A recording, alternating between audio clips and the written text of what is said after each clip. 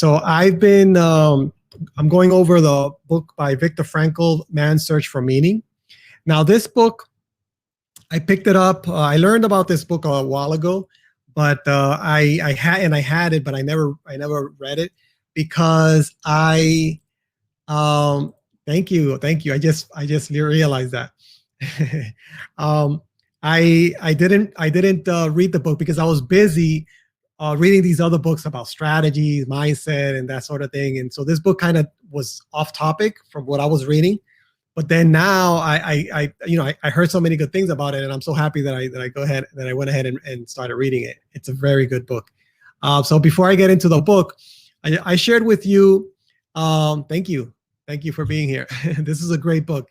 I shared with you that I've been reading the books at a faster speed, at 1x, 1.25, 1.5 speed, and this book I started reading at 2x, at twice the speed. And it really depends on the narrator. So I think that this book at 2x, I was able to read it and to listen to it. Now it is I think you develop the skill of listening because it's kind of, you really have to be paying attention. Like you might be reading a book normally and maybe you can do something else, or you can get distracted. But when you're reading at 2x, at twice the speed, you really have to sit down and really pay attention, and you'll get through the book faster. But you really need to train yourself to listen. So I really like that part of the reading. It's challenging that I'm listening to it faster. I think that's pretty cool. So I read this at 2x, so it was a little under 2 hours, I think it was. So it was pretty good. Now, this book, Man's Search for Meaning, is a very, very popular book. If you haven't heard about this book, it was reprinted about 73 times, translated into like many languages, over 20 languages, and it has like millions and millions of copies that are sold. And it actually is used in textbooks, as a textbooks in schools and universities. So it's there's a lot of value in this book. Now, this book is kind of divided into two parts, and the first part is mainly, it's a story about Viktor Frankl, and the story starts in the 1940s. This person, Viktor Frankl, he was a psychologist, and and he was Jewish, and so in World War II, he was held prisoner. So he was suffered through the Holocaust. He was a prisoner in the concentration camps, and his book describes so vividly his experience as in the concentration camps. And I don't know if you've seen pictures, if you know the gory details about the concentration camps and everything that they went through, how much they suffered. He describes it in so much detail, and he suffered so much. He was there for over 3 years as a prisoner, and he was transferred to multiple camps. And it was the main one, I think, was in Auschwitz, a place called Auschwitz. So he suffered disease. He got like typhus, I think it's called. Starvation. Injury. They worked on. They walked. They were like emaciated. They walked barefoot. They were treated like, it was like worse than slavery. They had to do work. They weren't fed. They weren't clothed properly. They walked on cold rocks, on anything. It's horrible. And then they were killed. It was a horrible story that he depicted in his book. He described everything that he went through. And the thing about this is that so his mother, his whole family was killed. His mother, his father, his brother, his pregnant wife, they were all killed in the camps. And so the thing about this book is that Man's Search for Meaning, right? He was a psychologist, a psychotherapist before, and going into that, he was a psychotherapist. So he observed a lot of things from that experience in the concentration camps, and then he wrote this book. So one of the things that he developed is a school of thought called logotherapy, and a lot of psychologists follow that concept. That is basically, and logos is comes from the word meaning and therapy. So the concept is based on the premise that the primary motivation, the motivation that everybody has is to find meaning in life. So that's the premise, that the primary motivational focus of all people is to find the meaning in life. And basically there's the belief that the search for meaning, even in the middle of suffering, that is the solution to human suffering. This the search for meaning.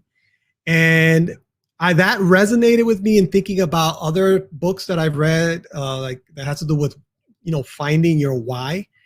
When you have a why, and you probably heard it in that term, like, what is your why? When you have your why, you find a meaning, a motivation to move forward. So in Victor's description and in Victor's book, how he described everything that he went through, he gets into some details in terms of how he found the energy and the courage and the hope and the strength to actually survive this, and how other people in his situation did the same. Now, so a couple of things that I remember is basically one of the concepts that he said is like, it's about happiness. And he said that happiness is not something that you should search for. Happiness is something that you should let it happen. And when I saw that in the book, I was like, interesting. You shouldn't be looking for happiness. Happiness should be like an unintended side effect. And the way he described it is basically that, you might be focused too much on happiness and not focus on what you do to get to that happiness. And then happiness is a moving target. So when you're happy, then you're not happy. So it's like a moving target. But if you focus on the journey to get to happiness, that is the better approach. So you shouldn't be carrying. It's kind of like a paradox that you shouldn't be focusing too much on happiness. You should let success and happiness follow you. And so one of the things that he talks about is that an example of sleep. Like if you try to focus on trying to fall asleep, it's harder to fall asleep, right? And that's pretty true. Instead of trying to fall asleep, let sleep happen. You do other things. You read a book, you watch a movie, you listen to music or something, but you don't focus on the sleep. Because when you pay attention to the sleep, it's harder to fall asleep. So that's kind of the comparison when you talked about happiness. And I thought that was a great example that he said about sleep. And so one thing that he talked about is, like I said, all the troubles, all the suffering that he went through, when he observed that when people around him, like other prisoners, when they lost hope, when something happened that they just lost hope, that's when they eventually died. And what happens is that when people lose hope, they lose the meaning of life is basically gone. And then that's where people started to fade away and die. He noticed that pattern over and over. And he gave a great example that the prisoners thought that in 1944, that by December the 1944, they were being told that they would be going home for Christmas. They thought the war was going to end by that time. And what happened was that the war didn't end. So in January, by New Year's, there was a trend in people in the mortality rate. There was a trend. It was an increasing trend in the mortality rate. A lot of suicides, but a lot of people just plain out died. And the reason that he explained that was that basically people lost hope. All these people that were expecting to go home, expecting that the war would be over, when they saw that the war was not ending in December, they lost hope, and then they eventually died right after. and that happened a lot. Um, and so basically, another example, he mentioned that the prisoners, they didn't have much, they didn't have anything, and they ate like crumbs, breadcrumbs. They were giving breadcrumbs to eat, and so there was very, the share of food was very, very limited. But somehow, some of them managed to have like a cigarette butts. Even they found the cigarette butts from the guards in the floor, and they kept it, and they used the cigarette butts to trade with other prisoners for food or for anything else that is possible to trade. And he noticed that, when people were able to get a hold of a cigarette or a cigarette butt, they would keep it, right? But then he noticed that the people who lost hope will started to smoke the cigarette butts as if they didn't care anymore. And that was a pattern, that, again, an example of losing hope. When they lost hope, they said, that's it. It will be like their last cigarette. And eventually he saw that people ended up dying soon after they exhibit that behavior. So again, those are examples that he gave, that when people lose the meaning and the purpose, then they stop living. And so this basically gets you to think about, what is your why? In the middle of suffering, in the middle of challenges, if you go back and think about why you're doing something, things become more clearer, and you have more motivation to keep on going. And that's the basis of logotherapy, to find the meaning. And he basically says that there's three sources of meaning. And the first source is pursuing some type of a task, activity, or work. You can find meaning in something that you're doing. Make sense? You can find meaning in your work, or a task. You can find meaning, and that meaning helps you move forward. The second one is to love. You can find meaning when you love selflessly.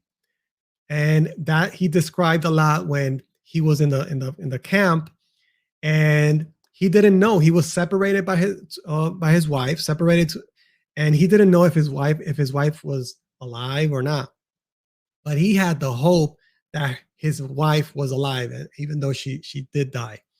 But that kept him going. The love that he had for her, and a lot of the prisoners had the same thing. They had their family members, somebody that they were looking forward to be with. So that kept them going. So for us, for you and me, you think about what is your why. And obviously we're not in these extreme situations, but it still applies to everything that we do in life. You find your why, and you're gonna move farther. Okay, you're gonna have more motivation. When you stop when you stop thinking about your why, and you stop, you lose the meaning of the things, then you can get into a depression, and basically you just don't know why you're doing something, right? So that totally makes sense. The third way or source to find meaning is by suffering, what he calls suffering bravely. And this is very key here, very, very striking. That there's a quote that I got from him. He says, suffering ceases to be suffering at the moment it finds meaning. Think about that over a moment.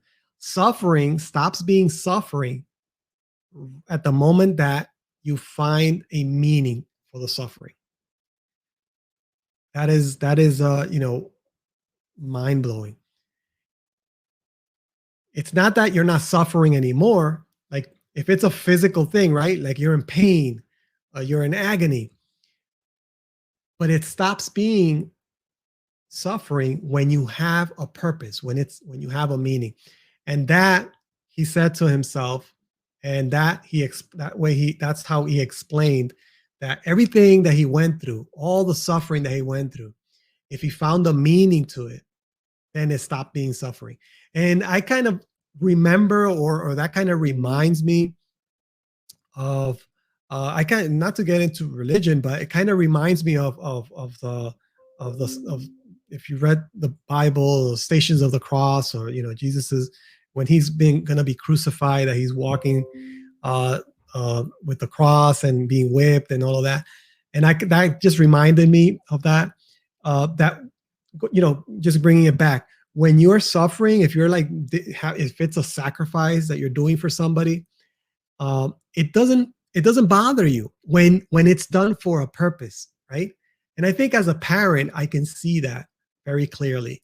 That I would sacrifice myself, I will suffer for my kids, or something that I would do, but it's very different when it has a meaning, right? It's very different. You can have the exact same situation happen to you, and if you have a meaning, you're going to experience it very differently than if you have a meaning for it, right? The same exact situation. So he went through those three things. So I think that the way he described his experience, and the way he described other people in the concentration camp, it was amazing. It was amazing. It was very.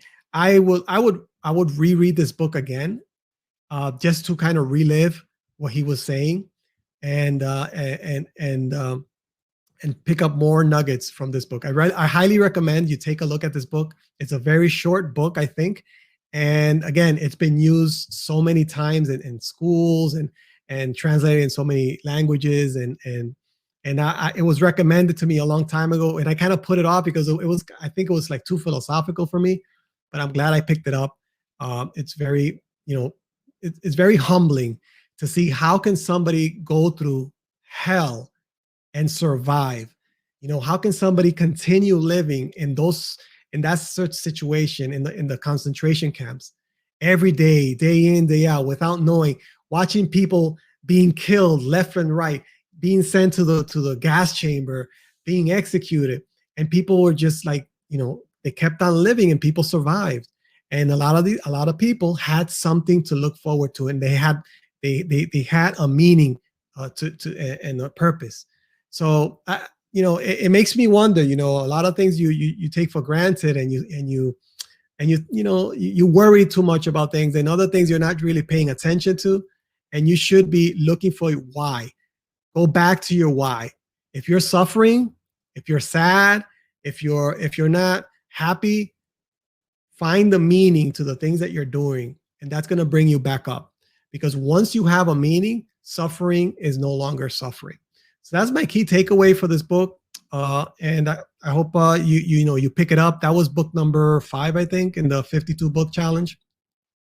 Next week, I'm going to pick up, I already started it. The next book is Talent Code.